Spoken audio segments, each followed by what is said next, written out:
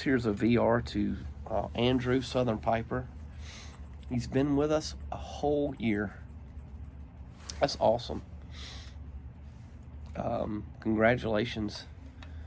I really enjoy your channel, and I'm participating with a VR not because I want to win your VR, because I'm going to pull my name out. You can put my name in, and I'll play for Scott at the 16th day. Put my name in for him. So if I get drawn, send whatever it is to him. It'd be awesome. I just enjoyed his VRTU, and it reminded me of the simpler times that I grew up. A lot like Scott, we didn't have a lot, and it wasn't, you know, at the time I don't think it was as fun as a kid, but looking back on it now, I long for those days where it was, you know, making gifts and being with family and going and finding and cutting down your own tree, and probably somebody else's property, to be quite honest with you. I don't know what property we went and cut a Christmas tree down, because, you know, the land that we did have was farmland. I don't know of any trees, maybe a couple of fruit trees, but so, I mean, I don't know where we got the Christmas tree, but we went in the woods and cut one down, that's for sure. It was mainly, it was a cedar tree. It wasn't like a pine. It was cedar, and very different looking tree. But we had those big, you know, multicolored, huge light bulb lights that looked like you could string them up on a camper for tacky lights or something like that. But man, that story that Scott told was, I'm just sitting out here going, man, that was, you know, of all the Christmases where you know, you get this and that from, I don't remember hardly anything I ever got from Chris on Christmas morning. And but I remember, you know, being with family and going and doing all that stuff that, wow, just simplest stuff. That was awesome. So, you know, but my greatest Christmas memory was my grandfather died in 2015, and right before he died, I just became a Christian, and I was really, you know, learning everything there was. I was reading the Bible, which I do every day anyway, but I was just starting, and I was in Job at the time, and where they, you know, God asked Job, have you considered the treasures of snow? And, you know, that verse really resonated with me, because I absolutely love snow.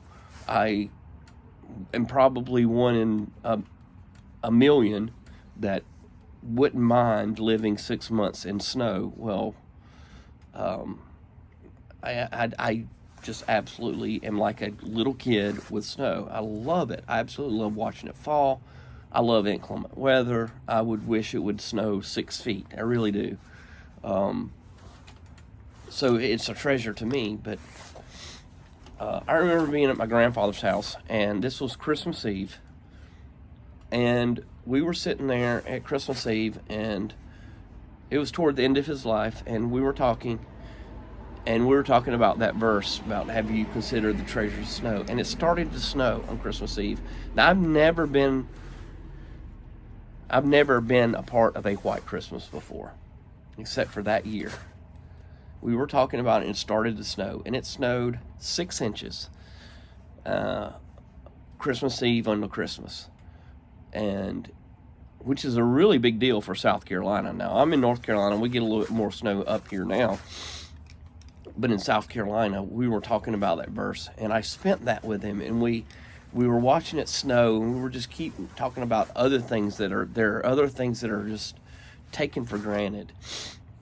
But being the last Christmas I had with my grandfather, and being something that I love and never experienced before, and probably never will again as long as I live here, a white Christmas.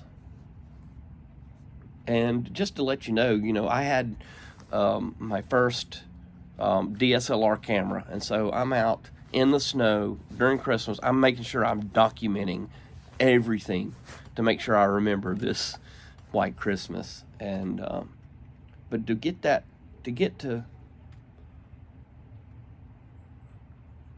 experience that once in a lifetime thing with my best man at my wedding, my grandfather. Wow.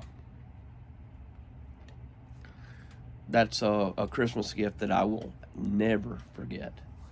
The greatest man I ever knew, by far. I've got 3 in my life.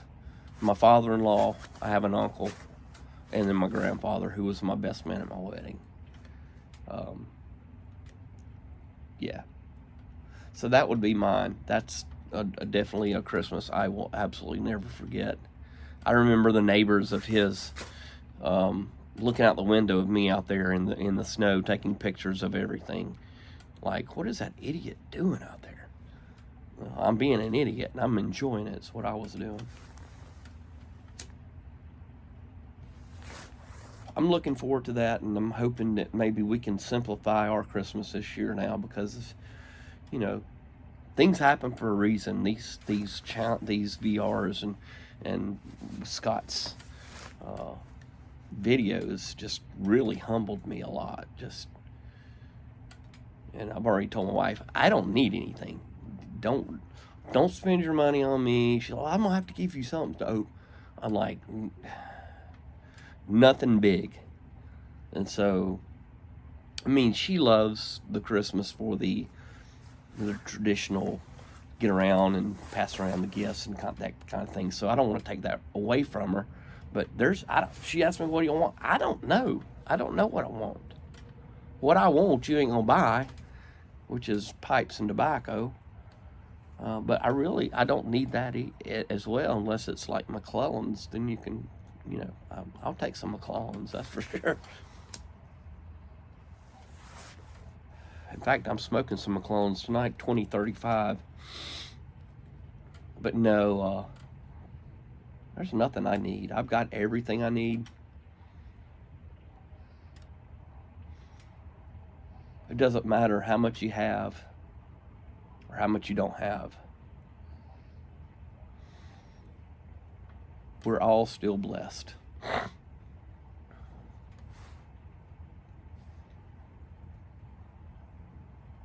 Definitely. Well, I appreciate you tuning in and listening to my greatest Christmas memory. Again, I want to do a shout out to Scott at 16th Day. If you're not subscribed to him, what an awesome story. He just was talking about being with his family and collecting, aluminum cans and digging into ditches and getting stuck with the briars, and just great Christmas stories. Just reminded me a lot of how I grew up. So thank you, Scott, for that story. And again, Southern Piper, for a year, congratulations, buddy.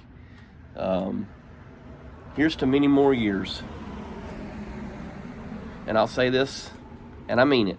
God bless everybody.